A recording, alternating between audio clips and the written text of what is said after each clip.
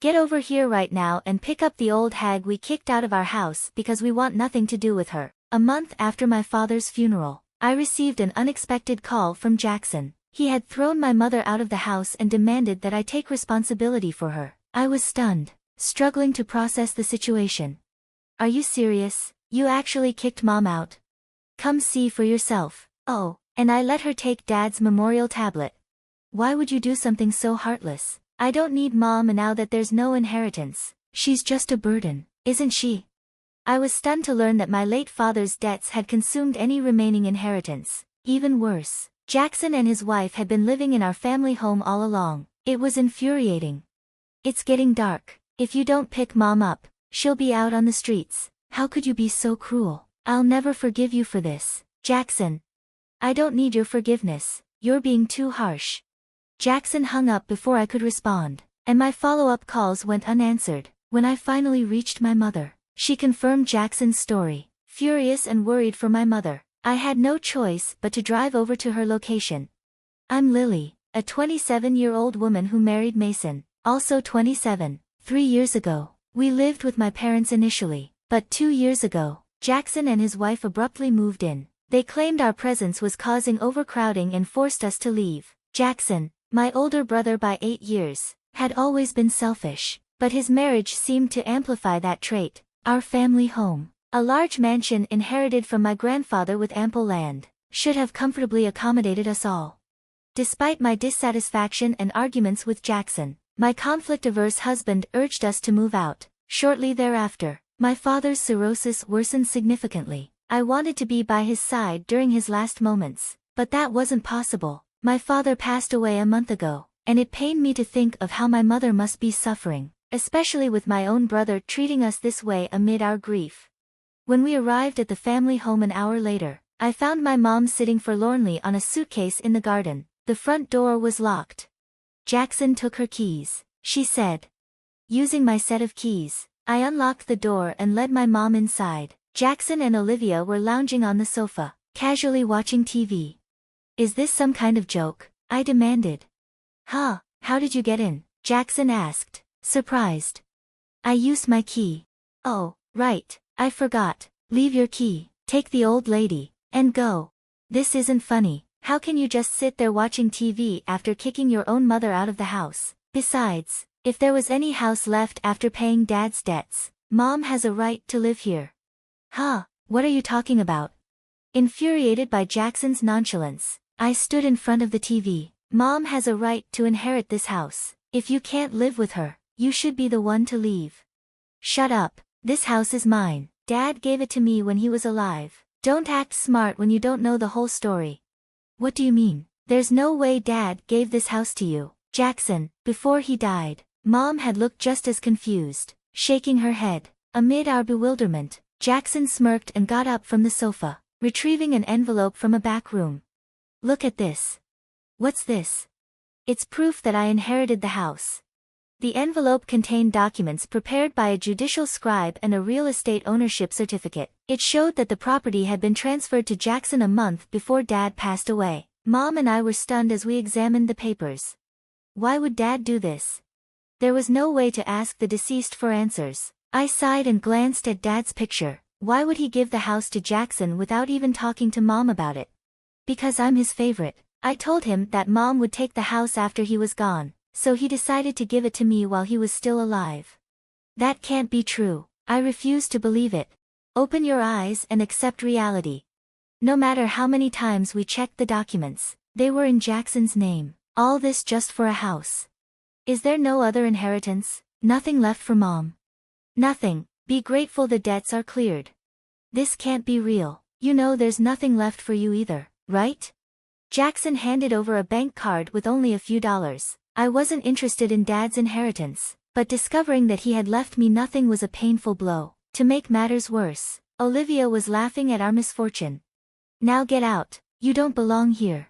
Jackson and Olivia shoved us out of the house. Mom fell and scraped her palm during the commotion, blood seeping from the wound. As I wrapped her hand in my handkerchief, tears of frustration streamed down my face. Mom, seeing me upset, gently wiped my tears, her own eyes filled with sorrow. Mom, Our place might be small, but come stay with us. I don't want to impose on Mason. I'll find somewhere else to go. Don't worry about that, I can't leave you like this. I'm calling Mason right now. I wiped my tears, took out my cell phone, and dialed Mason's number. When he answered, I could hear the concern in his voice. Hello, Mason, I'm sorry for the sudden call. Mom's been kicked out of her house. As I explained the situation, Mason listened, his initial surprise giving way to understanding. Though he seemed a bit hesitant, I held my breath, waiting for his response. Our apartment might feel a bit cramped compared to Mom's house. It may not be the most comfortable. Yeah, our place is small, but I don't mind. Bring your mom over. We've all been taken care of before, so it's only right that we help each other in tough times. Mason, thank you so much. My husband's kindness and generosity are boundless. He could never turn away someone in need. We quickly moved Mom into our apartment, and from that day, we lived together. Although having 3 people in our tiny space was a squeeze, we managed. Our savings weren't enough to buy a bigger house yet, but finding a slightly larger place seemed like a good idea. I felt bad that Mom had to live in such tight quarters. While my husband and I searched for properties online, Mom's cell phone rang. After a brief conversation, she hung up and said something we never expected. Why don't we move into my Highlands condominium? Wait, what? Highlands condominium? Yes. What do you mean? Mom began to explain. To our astonishment, she revealed that my grandfather, despite his wealth, was a big spender and used up all his money each day. To manage his frequent borrowing, my grandmother had to sell their farmland to make ends meet. My father, too, was a spendthrift, and we were left with nothing but the house we lived in, which made me anxious about our financial future. That's why I invested in real estate with the money I earned before I got married. My husband and I were stunned. Not only did Mom own the Highlands condominium, but she also managed an apartment building and had accumulated substantial wealth from her real estate investments. I could hardly believe it. I'm sorry I didn't tell you earlier. Anyway, I just got a call from the management company. There's a vacancy in the Highlands condominium, and we can move in next month. What do you think?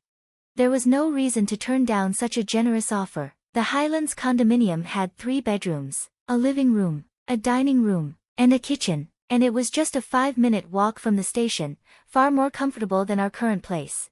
Thank you, Mom, but we might only be able to afford the same rent we're paying now. Don't worry about that, we're family, and we'll do this properly. I need to notify our landlord about our move.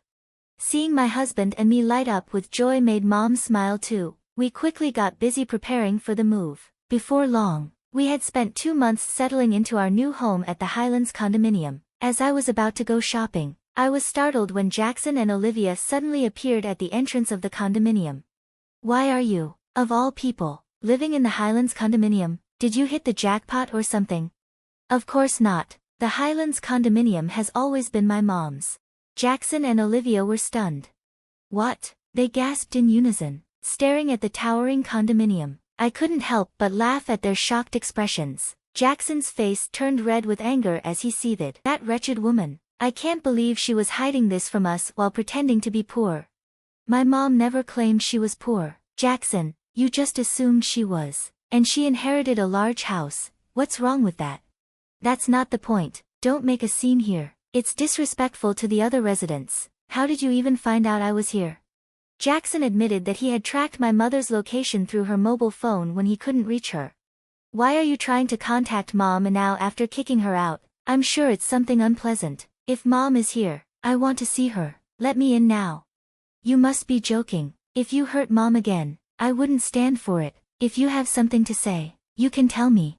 Jackson and Olivia kept insisting on seeing my mother without explaining why. They seemed flustered. Weren't you living comfortably in your large family house? Just the 2 of you. It's none of your business. Fine, if you won't tell me. I'm leaving, goodbye. As I tried to walk past them, Jackson suddenly grabbed my arm.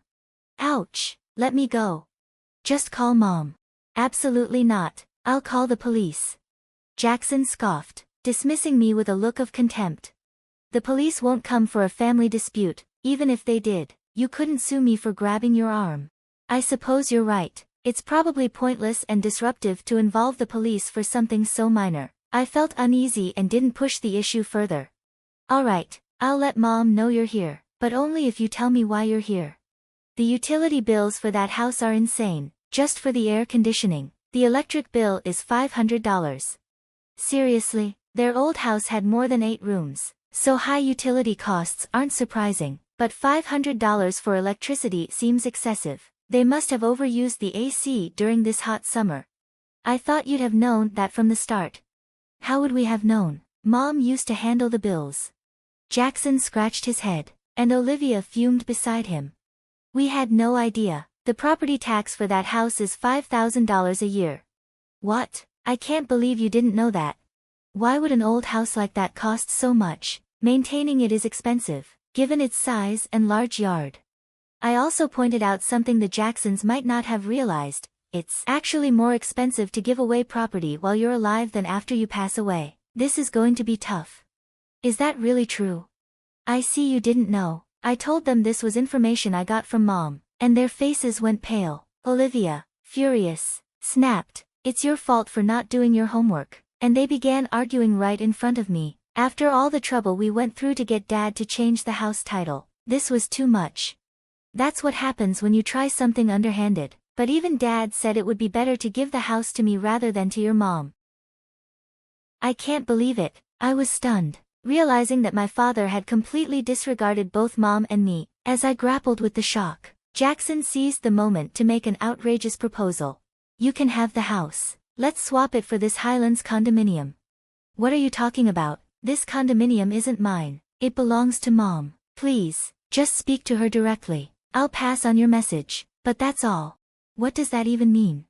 Feeling exasperated by the absurdity of the situation, I abandoned my shopping and started to head back into the Highlands condominium. Jackson and Olivia tried to follow me in, their audacity leaving me speechless.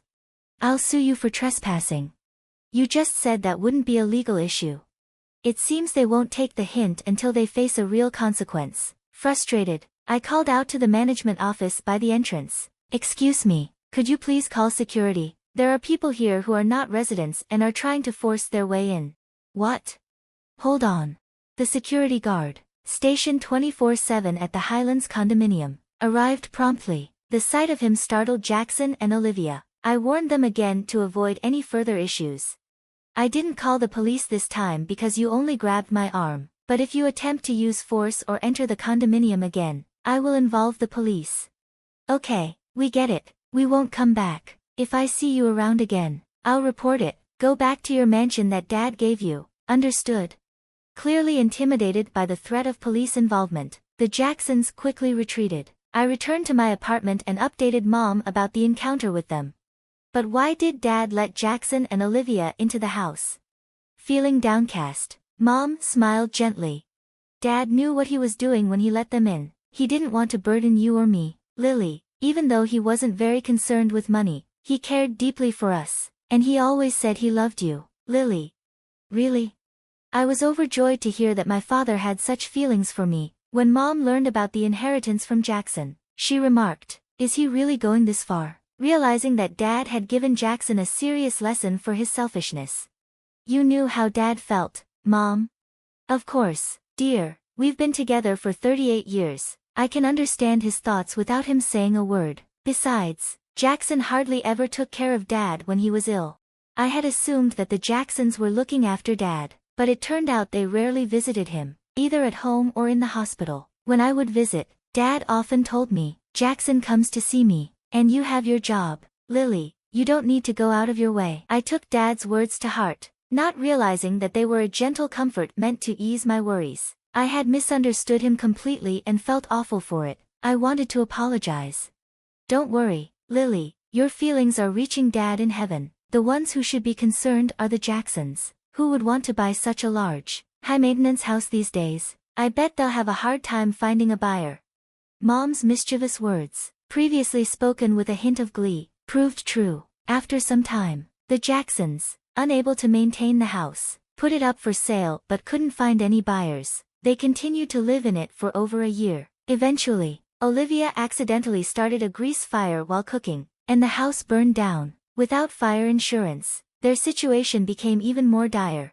While I sympathize with their plight, it doesn't concern me anymore. The Jacksons are now camping out in the ruins of their house. Living in the Highlands condominium has been absolutely wonderful, and I'm deeply grateful to Mom. I've been paying her rent every month, but it seems she's been saving it all to ensure we're secure in the future. Every day is filled with peace and happiness living with my amazing mother and kind husband. As I visited Dad's grave, I vowed to continue honoring my mother's kindness and repay her in any way I can.